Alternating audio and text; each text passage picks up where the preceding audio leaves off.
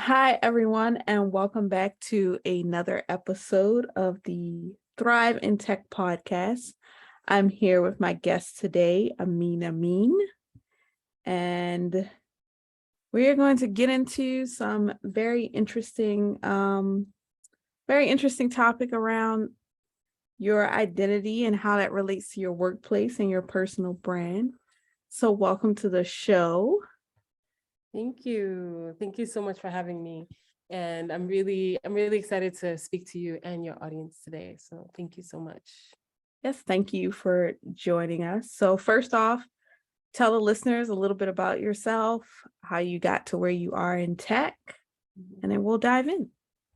Sure. I think the way I would describe it, if in a quick synopsis, would be that I started my career off not ever thinking I'd work in tech. I am non-traditional in the sense that I am an engineer, but I didn't do software engineering. And then I worked as an engineer for 12 years as a both an individual contributor and a people manager. But I just never thought that I never really considered tech as a industry that I would work in. And sometime in 2019, Google reached out to me. And when they reached out to me, I was pleasantly surprised. And I asked the recruiter, what made you reach out to me when I haven't ever worked in tech? And she specifically called out my transferable skills like project management and the fact that I've managed people and the fact that I've worked around technical products, even though it was a different industry. And that shifted my mindset about the possibilities and the doors that could open for me just from that conversation with that recruiter. I went ahead to interview with them. In the end, somebody internal got it, but it now made me have this curiosity for tech. And then months later, I would be reached out to by other FANG companies as well as big tech companies that are not a part of the FANG acronym. And I just saw that outside of what titles that we hold, that my title at the time when I left engineering was senior engineer. And outside of the titles that we hold, there's so much more value that we can bring. And I went through the interview process, and in 2021, I had multiple offers from various tech companies. I landed at the place where we met, and I really enjoyed it.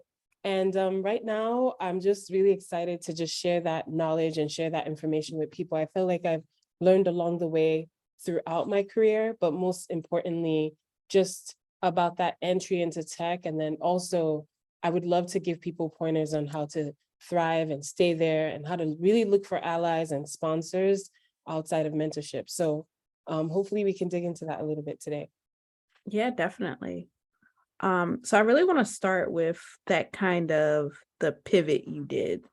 So a hot topic right now. I think really all through the pandemic, as people watched, businesses close, people you lose their jobs. They were really looking for career options that they could, do at home, do remote, have a little bit more security. And a lot of people, tech became the shining jewel for in a lot of people's futures, and they kind of started doing pivots from there. So I do want to touch on a little bit, especially with you coming from an engineering background, which a lot of people would think you're an engineer. Why tech? Why Right. change into that? So could you touch on that a little bit? Yes. So when I worked as an engineer, I worked in the energy industry, and there are a lot of similarities in the sense that you are going to be managing a lot of projects. You will work cross-functionally with folks. You will also lead things that maybe didn't exist before, didn't have a blueprint. And so if it weren't for that recruiter who kind of told me what they saw in me, I don't think I would have been thinking big that way. So when I realized that I had other skills and I could also do things outside of after engineering, I started doing consulting more in the product landscape. And I really found joy in building, iterating, ideating, and also bringing those products that we think about, that we build, and that we have ideas about to market to the customer. And then specifically, I really enjoy, whether I'm a consultant or engineer, I really enjoy taking feedback from what customers are saying and making something better.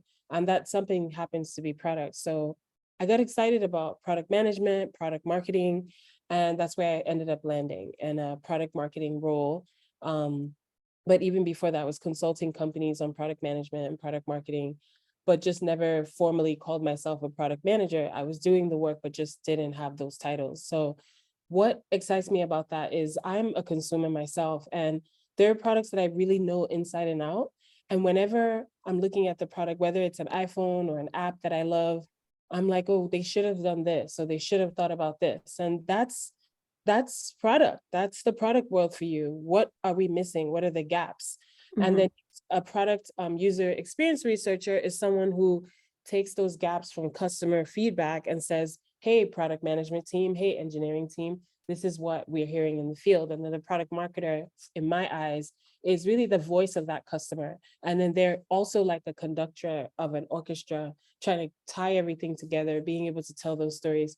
So when I think about that kind of work, it's found in tech, but it's also found elsewhere, but it's a very popular in tech. And I think one of the reasons why people are so gravitated towards tech is because they hear about the opportunity for economic growth and, you know, increasing your salary. As an engineer, most of the time you're already making a decent salary, a good salary, a substantial one. So for me, it was less about the money, even though obviously I want to be paid equitably, but it was more about what do I love to do and where can I do it? And if I can do it in tech, if I can do it in the finance industry, who cares? But what do I love to do? Where can I do it? And where can I make impact? And when I say impact, I'm talking about, you know, being on a team that actually listens to your opinion or your POV, your point of view on this topic, and being on a team that actually allows you to speak up and raise your hand and say, hey, I think we can do this better. So that's what enticed me about tech. It's very fast paced. It's an environment that you really get to, for the most part, be yourself and really add value in ways that I think are scalable versus in other industries that may take a little bit longer, may have a little bit more bureaucracy. Nice. I definitely agree with that. So something I see a lot of with people in general, but definitely people who have pivoted into tech, they really go out and, which I think is a positive thing, but they try to make a brand for themselves in this tech space. And something I've noticed with pivoters in particular, they tend to fall into the trap of they get their first job, especially if it is at a FANG or a big tech company, and they sort of make that their whole identity and forget kind of, you were a person, you were a professional before you became attached to this name. Right. And I think I've noticed a lot, they fall into this trap of making I'm an engineer at Google, Apple, whoever. And so how did you, as you were making this pivot and, right out the gate, you're being reached out to by a recruiter at Google, how did you not fall into that trap and still remain yourself as you navigated these big tech roles? That's a great question. And I think it's important. It's an important question. I definitely would be lying if I say that I didn't internalize the fact that these high visibility companies, these world-renowned companies were reaching out to me. But what really kept me grounded is seeing some of my mentors that I respected not plaster the company name everywhere they went, and seeing how they walked into the room leading with who they were, less of, and less of, oh, I am Amin who works for so-and-so. I think it's important not to do that. Why? Let's take this landscape of what's happening right now with tech layoffs. In 2023, there have been hundreds of thousands of layoffs already. Imagine always walking into a room, leading with where you work versus who you are and what you care about. And then when that's stripped of you, because we have no control over that, you no longer know how to introduce yourself. So when I think about that, that's what keeps me grounded. It's very, of course, you want to be proud of what you've accomplished. That's for sure. And we should be proud, but don't let your pride in where you work become who you are. You can say, hi, I'm Amin, and I really love art. and I love working in product. You don't ever have to mention the company name. And if you want to, I think it's okay to mention it if people ask, like, hey, where do you work? But to plaster it everywhere, put it on your Instagram bio, you put it everywhere. And then when you go through a traumatic experience like a layoff, you struggle with like, okay, where do I go from here? Who am I? So I think even though it's very sexy to say I work in a certain company, even though those working in those companies definitely opens doors for you, I think what's more strong is if you can still lead with who you are first. And then if it's a, by the way, I also work here, I think that even gives you, I think that's sexier than, hey, I work here. And then after the fact, you're like an afterthought. Think about who you are. And when you think like that, I think no matter what happens with that role or that company, you'll stay able to take everything with you because you came with who you are and you leave with who you are versus coming with no identity, I'm soaking up the identity of the company. And then when it's you kind of leave with no identity. So I think that's what keeps me grounded, remembering that these companies hired you because of who you are, not because before you worked there, right? They didn't attach that name to you. So they like you, they wanted you, they felt you were worth that investment of paying you a salary for the work in exchange for the work that you're doing. I think that you should remember that they wanted you. And before you worked there, you were you. So just take that everywhere and lead with that versus where you work. Great points. I think I've seen it across government and just corporate in my experience. People get to the job and they're just so enamored with they've hired me, they've given me a chance that they forget that like you were going through the interview process. They didn't just pick you out of a pool and say, yes, you had to demonstrate that you could do this job. You had to go through the interview process, sometimes 3, 4, 5 rounds. And I think that people just get so enamored with kind of like just I like to call it the I'm chosen syndrome. Like they picked me. The happy to be here syndrome. Yes. Yeah, happy to be here syndrome. And they forget that like you did work to get you to this point. You had experiences. Maybe you went to school, maybe you got certifications, but you were this person before you came here. Yes.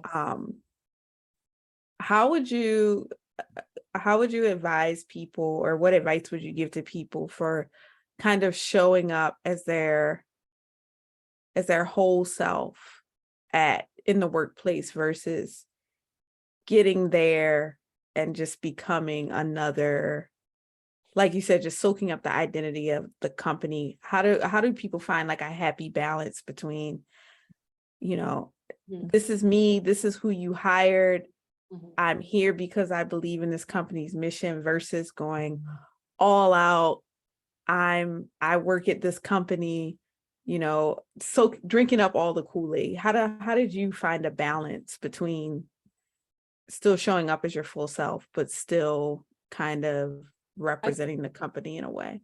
I think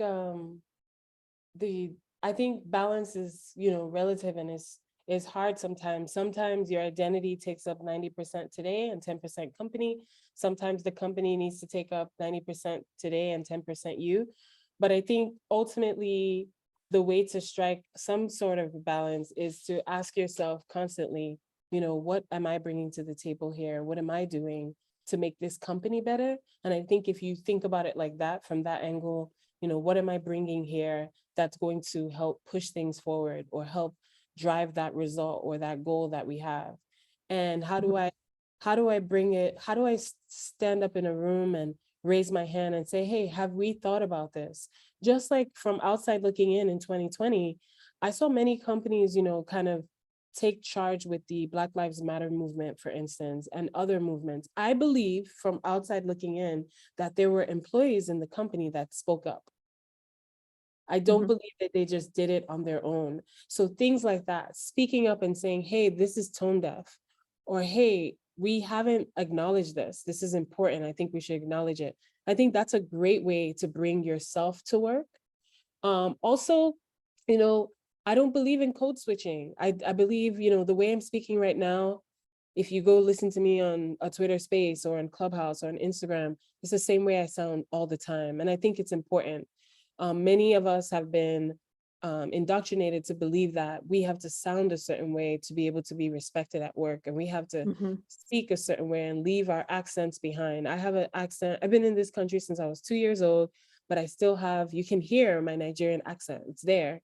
I'm not hiding it, but I do have a New York accent. I have a Cali accent because I was raised in those states.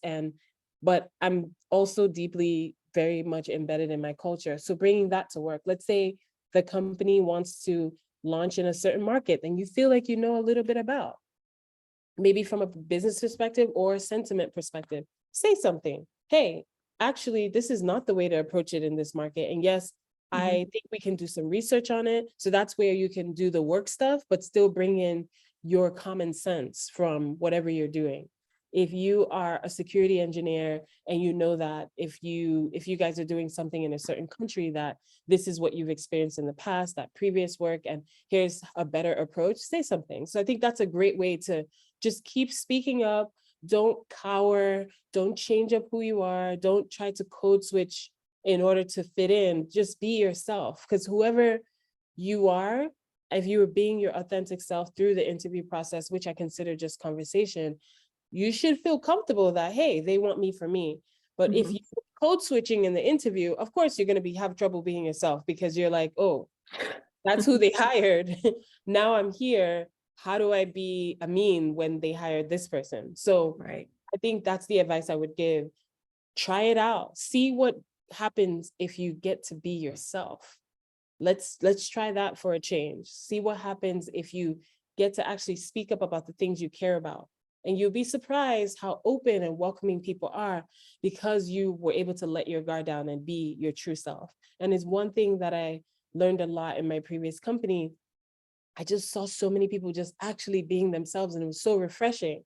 Like, some people, would talk about their childhood and the projects, and they were just themselves, brilliant people, didn't matter what their background is. And I love that for them. And I loved it for me, because it also gave me permission to continue to be myself. So I think we should do more of that.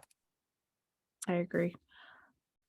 Definitely in my own experience, when I would try to turn off parts of myself to fit in better at work, it was just so stressful. It was just another thing you had to think about. Right. Versus when you go into places and you're yourself from really the interview process, like you said, that's the time they're getting to know you. But when you come in those doors day one being yourself, you're able to do your job so much better, I think, because you're not focusing on, oh, this kind of facade that you've created. Exactly. And you make so many more genuine connections that lead to, mentorship, better opportunities when you're showing up to work as yourself. Absolutely. 100%. So you mentioned, go ahead. The more you're clear about who you are, the more you're able to say no to what doesn't align. That's the real power. Yes. I think there's a thin line between that scarcity mindset and saying, no, this doesn't align with me. But I definitely wasn't that person 3 years ago. 3 years ago, when I was trying to get into tech, I think, because at first I wasn't trying. And then once that recruiter from Google reached out, I started making myself obsessed with getting in. So it's like, at first I was like, never thought about it. And then I became like personally obsessed with like, oh, I have to do this. And I wanted to challenge myself. But I realized that I was challenging myself for the wrong reasons. And I just wanted to get in tech because it was the cool thing to do. But now, 3 years later, I'm kind of like, yeah, no, I'm not interested in interviewing for that role. That's not aligned with where I'm trying to go. So there's things in product that I care about and that I want to work on. And there are things that I don't care about and that I don't care about as deeply and I don't want to work on at this time. And I think that's the real power. When you get to that point, it's so beautiful, because now once you know what you don't want, the things that you want, they really do attract you. They really, really do. And they come all the time, because now you've shown publicly that this is what your focus is. Right. versus trying to be a catch-all and take whatever comes to you, which I was doing like 3 years ago. Like, oh, whoever reaches out, I'm gonna do it. Doesn't matter what the title is, as long as it's in product, I want it. And because it was just about the money and, oh, I want to look cool, but not anymore. I'm in a different place now. How did you get to that place? Because I think there's a lot of advice out there, especially when you're first starting out or you're just pivoting into tech, and not necessarily the tech industry, but a tech related role. I see a lot of people say and discourage people from having the mindset you just spoke about, where they know what they want and they're saying no to anything that's not that. How did you get to that space from the kind of catch-all, I just need an opportunity, I need to get in the door mindset? Definitely talking from a place of privilege, because I had already, I didn't have that mindset before I got in the door. But I think once I got in the other side, when I was on the other side, I realized I started to pay attention, like, okay, these are not the type of projects that I actually feel fulfilled in. And then these are the projects that gave me the most joy when I completed them. So that helped me align what I wanted versus where, what I thought I wanted versus where I was thriving. And when I started to think about, like, okay, how do I showcase this more on my resume so that I can get approach for these type of things? And that's what I did. So if I worked on a project, instead of just, being generic about the things I worked on, I would start focusing on a specific thing. So let's say, for instance, you don't like working with consumers, like you don't like the forward facing work and you prefer the scenes and back end work. That's important. That's like an example of saying no to front end work because you prefer back end work.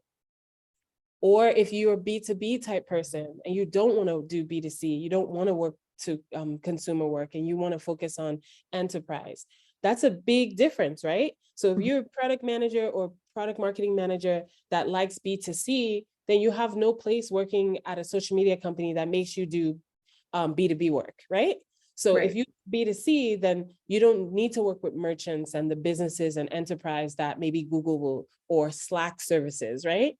You want to work with the consumers that use Slack, not with the businesses like Twitter and Google and other companies that use Slack, right? So that's what I'm talking about. When you start doing the work, you're like, I really don't like working with businesses. I like being consumer facing. I want to talk to the consumer. I want to be close to the end user.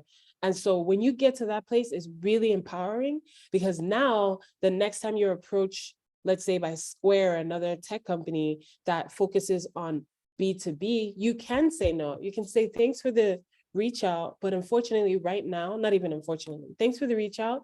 Right now, I'm actually focused on consumer facing work. If there's an opportunity that you may have at Slack or Square for consumer facing work, please reach out. And what that does is shows them that you're also very clear on what you want. And it gives you so much power and you waste less time. Now you're not applying for everything willy-nilly. You know exactly what you want and what you don't want. And then it makes your time more useful. So that's the thing about pivoting. You don't know right away. Some people know before they pivot, but most of us won't know until we actually start doing the work. And you may have to learn with a couple of roles, like, hey, I actually didn't enjoy that. Let me go this way. And that's okay. Yeah. I think it's also important for people to understand when they get into a role that they don't like, it's okay to leave and find something else. Definitely. I've worked with so many people who are like, this role isn't what I thought it was going to be. I don't really like this, but I spent so much time trying to get here. Let me just stick it out.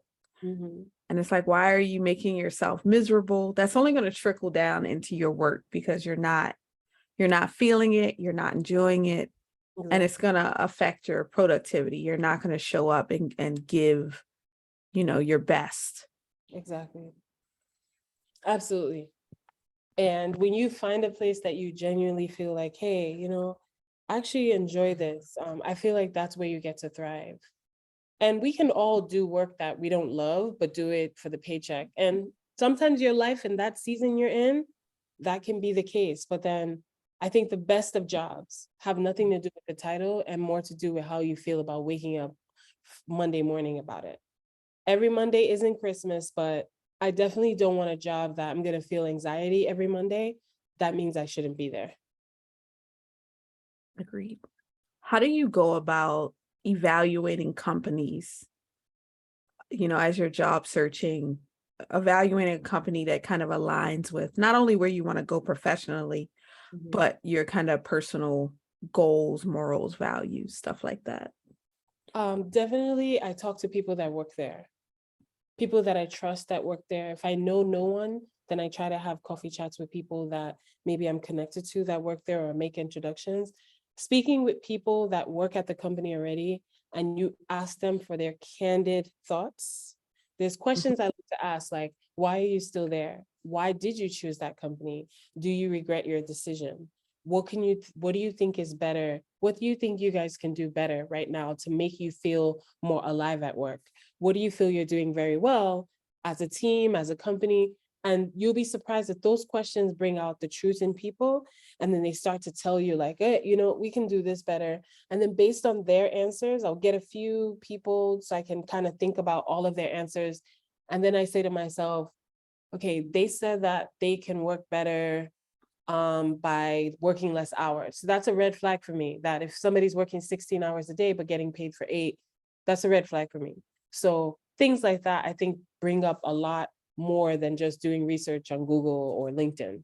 Talking mhm, to actual human beings that work in that, even in the company. Some of them don't have to have the title you're interested in, but then if, first of all, find someone in the company to talk to you about the company as a whole. Secondly, I'm going to find someone to talk to me about their role. If they have a similar title that I'm targeting, I'll talk to that. And then I'll also talk to someone about a specific manager that I think is the manager of the team I want to work on.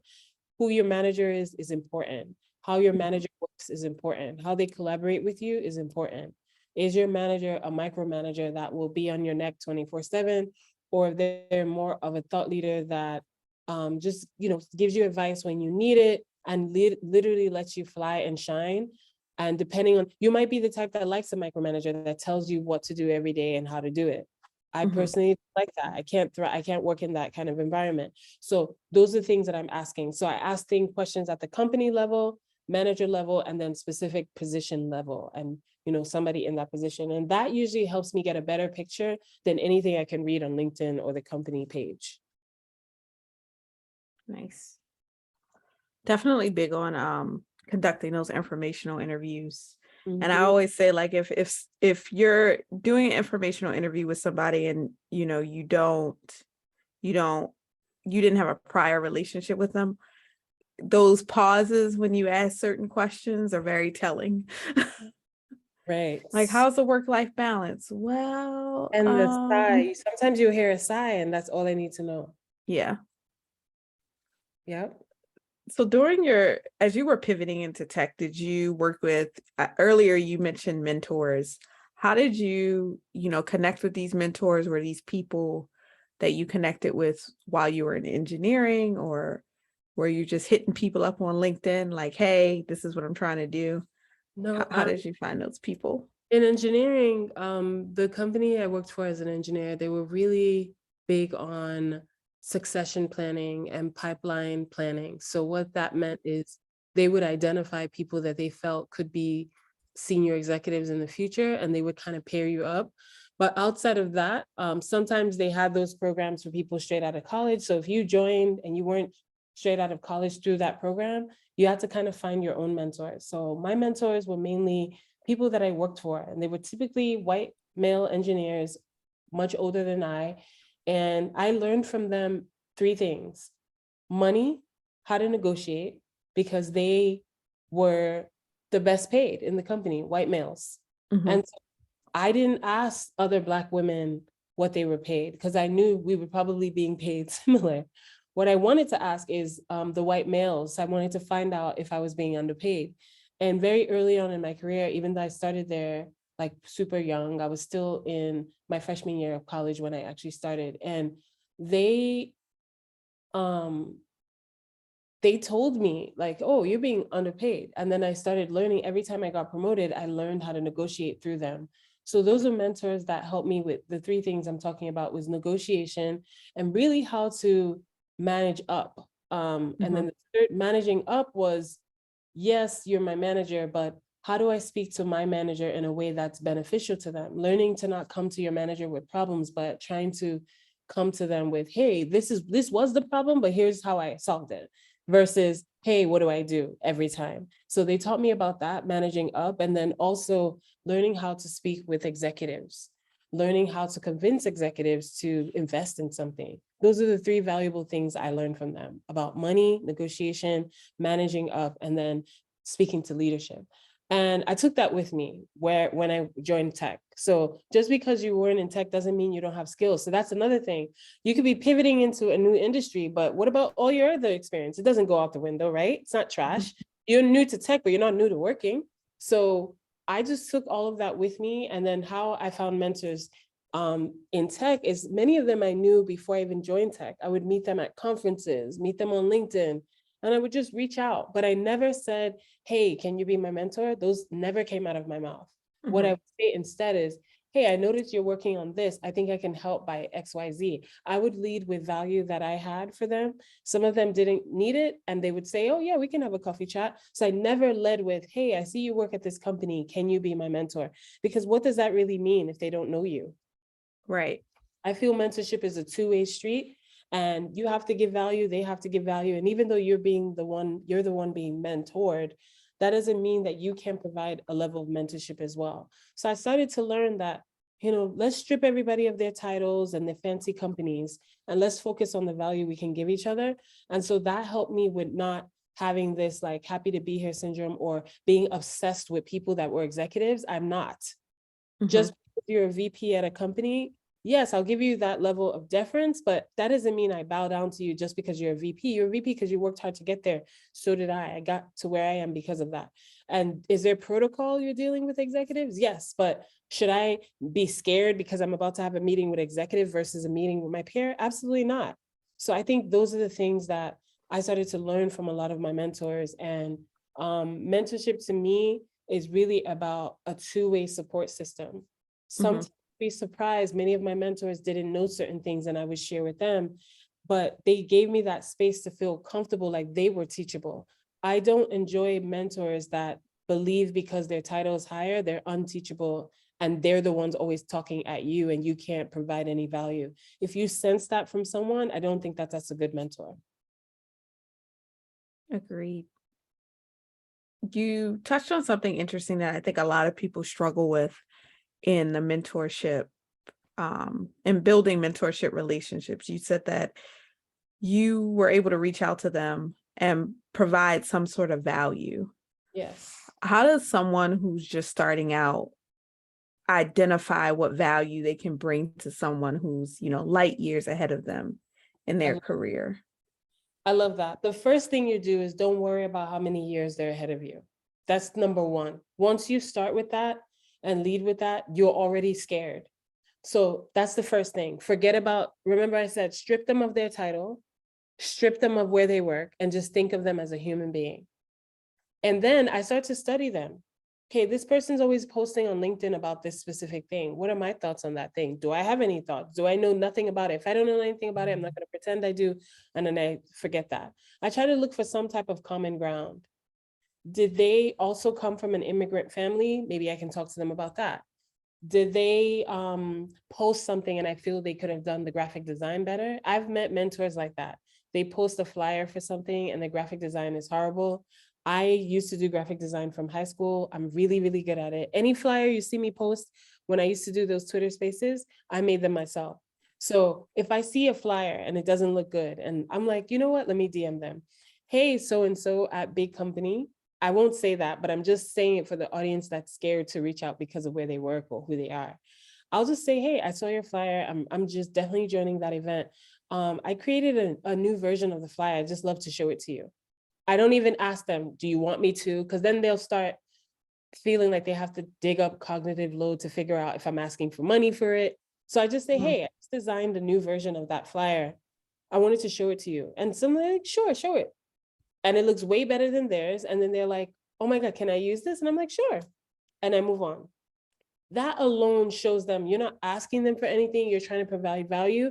And it's a skill set that I have innately that I didn't have to go and spend money on to impress them, right? I just did it on my own. And I did it before I even reached out. So the worst they could say is, no, I don't want to see it. And the likelihood of somebody saying that are not high. So things like that are ways to reach out through common ground. If it's a woman that, let's say it's a woman that, and it's Women's History Month or International Women's Day, you can send her a message and say, you know, I just want to honor you. I see the hard work that you're doing with, and be specific so it's not generic and they know that you're actually sending this message to them and not like a group chat of 50 people. So things like that, I think, are great ways to show people that you're paying attention, you value what they bring to the world, and that you can possibly add value. And if there's nothing you feel like you have to add, it's okay to say, hey, I love the work that you're doing. I really admire that. And I'd love to be able to connect with you beyond LinkedIn. You'll be surprised how many people say, sure, I have a link in my bio that has 15-minute coffee chats, grab one. Sometimes it's as simple as that. And sometimes you will be ignored. There are people in the world that do look at, they'll go to your LinkedIn profile after you've connected. You see that they looked at it, they won't respond. And so I don't want to make it look like everybody's going to respond. And guess what? They don't owe you anything. You didn't know them. At least you tried. That's how I see it. That's how I see it. At least I tried. I did them. They don't know me from Adam. And you will also be in that position one day where people reach out to you because of where you work. And they're probably tired of it. So there's some companies where the executives there literally make it so that you can't connect with them unless you have their email. When I see that, I don't get upset. I know that it's because people bum rush their DMs all the time. And so they filter it. You can't reach out to me unless you have my email. Maybe you can find them another way. So, or maybe you can find them through their post on LinkedIn. So I think it's important to just think about common ground, forget about their titles, forget about where they work, even though that might be important. If I ever wanted to reach out to Jeff Bezos, honestly, I wouldn't say, hey, you inspire me because you built Amazon. I would actually say, hey, I'm an Amazon customer, and there's something that I've noticed in your checkout or your return policy that I think is a gap, and I think you guys should address it. You better believe he'll answer me first before anybody that says you inspire me, because I'm a bottom line customer, right? So that's another way to get to them, right? I'm a customer. Yeah. He cares. He wants to keep his business as $1 trillion business. So there are definitely ways to reach out to people in an authentic way without feeling like they're better than you. They're not. They're just another human being that had a great idea and they became CEO of this company, or they're another human being that worked up their ranks over the years. They became an executive, but they were just like you at one point. So don't be afraid of that. Strip them of all of those things that don't go with us to heaven. Strip them of it and think about them as a human being. And that's what helps me. That is a great piece of advice. I think when we're starting out and we're trying to get somewhere, we just look at all these people and, you know, we're seeing them for what they've accomplished and their titles. And we forget that, like, at some point they were hustling just like we are. And they're people at the end of the day. Exactly. So you do previously you did a lot of Twitter spaces. I know now you're doing a lot more of your kind of community work on Instagram. What inspired you to kind of get involved in that? And what's your philosophy around? Is it just like, I'm just putting my name out there and, you know, bringing people along as I can, or how did you start that? It's definitely not about my name. I started this before tech, and I actually started my community even when I worked as an engineer. So I've been on Instagram since 2014, building community. In 2017, a lot changed. I'm Nigerian. The average Nigerian makes about 30,000 Naira in a month, and that's about $80 right now in a month. So that inspired me to build a community to give them two things: access and information. Did you know that you can take that skill in photography and be someone's social media manager? Did you know that if you have an iPhone, you can create video content and be someone's social media manager and have 10 clients that are you doing social media management from in a virtual way and get paid 100 times more than you're being paid right now? And that's how it started in 2017. I started building my community on Instagram. My page was specifically all about using Instagram tools and Canva to build lifelong skills that you can use to create income for yourself, because Nigeria's government was failing them and they couldn't find jobs. Educated people with master's degrees were making $80 a month. And that's how my brand got built, and people would word of mouth evangelize it, talk about it, and people just came to my page to learn. That is it. That's how I got my name. This was way before tech or anything like that. So I've been doing that since very long ago. So I started in 2014, but 2014 to like 2017, I mainly focused on like home decor. I love art. I feel like I'm multifaceted in that way. I love art, I love home decor, but something struck me in 2017 when people were telling me how much they were making.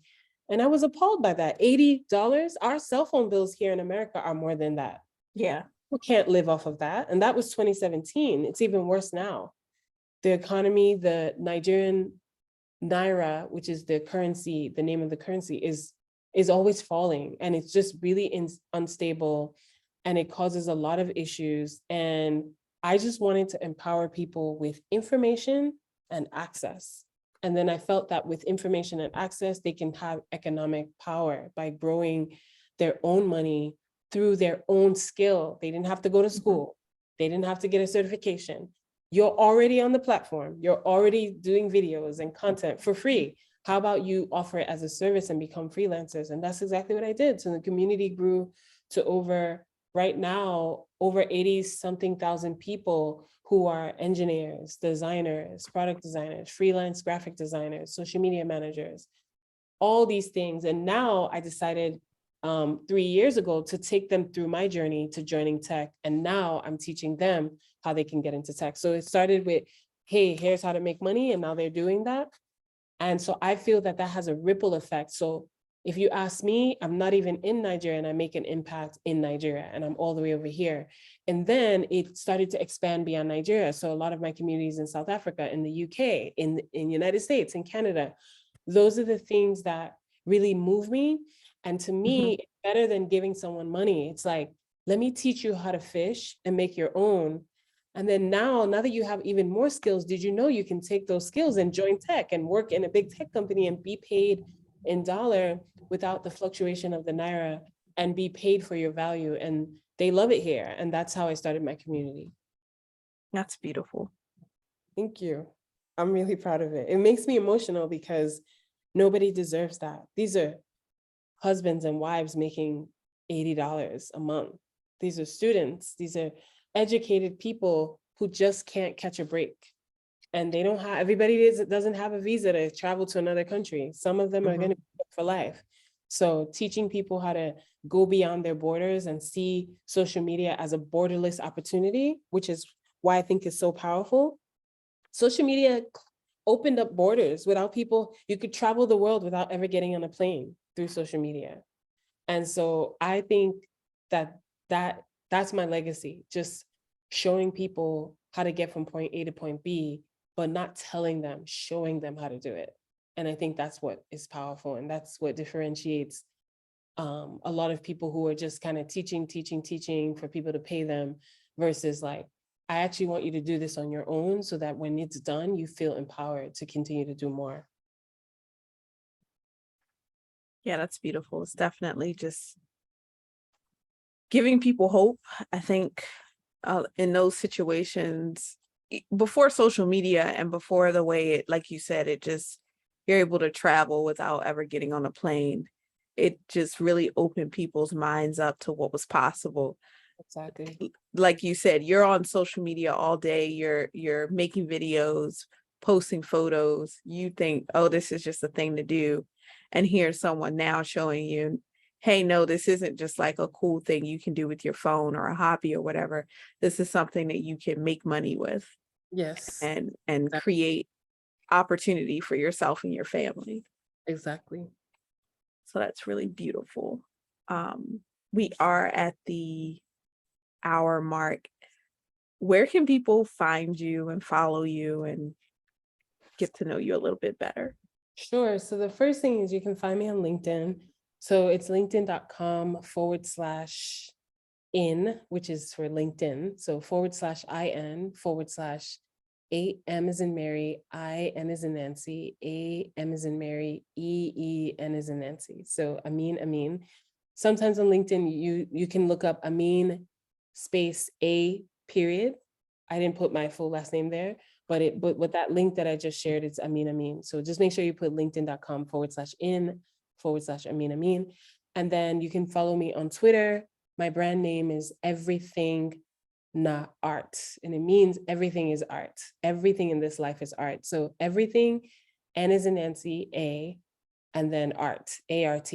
That's my Twitter handle as well as my Instagram. Those are the best places to find me. I'm pretty active on all of them. So yeah. Thank you. Definitely make sure you're following. I will put all of the links in the show notes and in the description for everyone. Thank you so much, Amin, for joining me today. I really enjoyed this conversation, and I think you have a beautiful spirit and a fire, and you're going to do even more amazing things than what you've already done. So do you. That's why we Thank click. you. So do you. And I really appreciate that. And this is great. I love what you're doing. And if you need suggestions for people to have on the show, I have some great ideas for people that you can have on your show as well. Thank you. You're welcome.